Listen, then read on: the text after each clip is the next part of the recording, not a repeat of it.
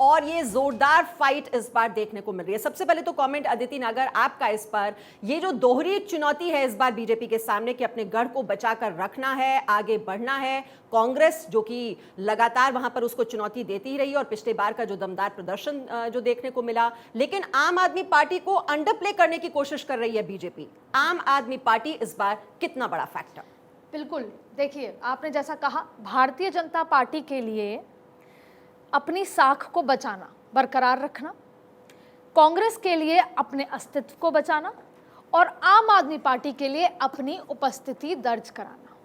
अब इसमें चुनौती कौन है? सबसे पहले हम भाजपा की वो बात कर लेते हैं और जो आपने सवाल किया उसका भी मैं जवाब देती हूँ। भाजपा की बात यह है कि अगर पॉजिटिव एस्पेक्ट में वहाँ रही, मैंने वहाँ देखा, पहली बात जो बॉटम लाइन है, जो चुनाव का जो सबसे बड़ा ट्रम्प कार्ड है वो नरेंद्र मोदी है, हम सब जानते हैं। और इस तरह से हैं कि नरेंद्र मोदी को 35 साल की महिला भी इतना लाड़ करती हैं कि वो अपने बच्चे की तरह देखती हैं। तो अगर उनसे पूछा जाए कि गुजरात में कौन आएगा, तो वो भारतीय जनता पार्टी का नाम नहीं ले रही हैं, वो कह रही है मोदी ही आएंगे। क्यों आएंगे, उसके 100 सवाल। अब जब और बात है आम आदमी पार्टी की, देखिए आम आदमी पार्टी ने, जैसा आपने भी कुछ देर पहले मेंशन किया था कि जब बीच में जब उनके चुनाव थे उस समय उन्होंने बेहतर प्रदर्शन किया और इस वजह से अब वो इस तरह से आ गए हैं।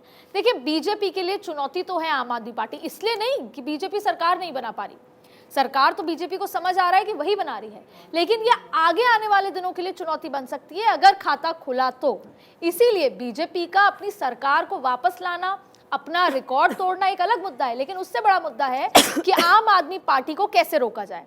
अब स्वराष्ट्र की बात करें या बात करें कि स्वराष्ट्र की बात करें या जैसे सूरत का मेंशन हुआ, सूरत में क्लीन स्वीप बीजेपी होती है, लेकिन इस बार आम आदमी पार्टी का इफेक्ट दिख रहा है।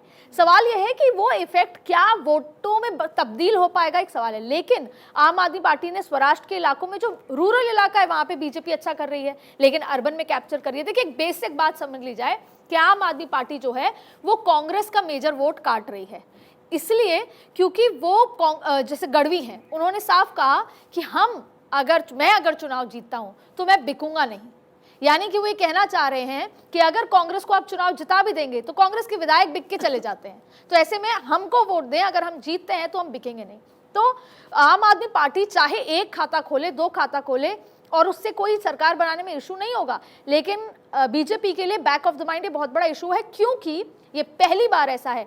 2017 में बड़ी चुनौती थी, पाटीदार आंदोलन था, तमाम चीजें थी, लेकिन इस बार का बड़ा मुद्दा यही है कि एक तो 10 ऐसे लोग जो बीजेपी के थे और वो निर्दलीय खड़े हो रहे हैं और 1000 समझाइश के बाद भी वो नहीं हट रहे।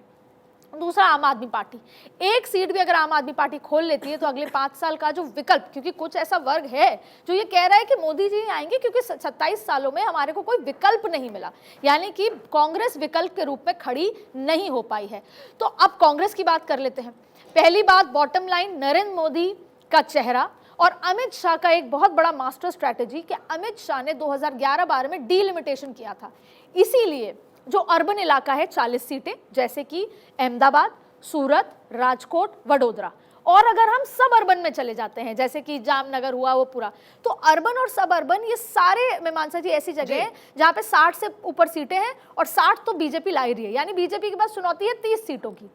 तो बीजेपी सरकार बनाने को आश्वस्त है, उसकी प्रॉब्लम है उसको रिकॉर्ड तोड़ना है, उसको आम आदमी पार्टी को रोकना है जी। और फिर चुनाव के अंत में विकास हो, हिंदुत्व आने लग जाता है। विकास हुआ है, बहुत हुआ है, लोग चाहे माइनॉरिटी हो चाहे हिंदू हो सब मानते हैं कि विकास हुआ है, और वो भी हम आगे बात करेंगे। लेकिन जो इशू ये है कि जब भी किसी भी जगह चुनाव होता है तो हम विकास से शुरू करते करते हम हिंदुत्व पे आते हैं। अब जैसे मल्लिकार्जुन खड़गे का बयान, तो हम जो भावनात्मक पे आ जाते हैं, भौतिक जरूरतों को कार्ड खेला भी बीजेपी ने, जो पीएम पर जो अटैक हुआ वो आज उसका जवाब भी दे दिया। और लेकिन आम आदमी पार्टी, इस पर हम जरूर रिएक्शन मिलेंगे, कौशल कांत मिश्रा भी हमारे साथ हैं, बीजेपी के प्रवक्ता।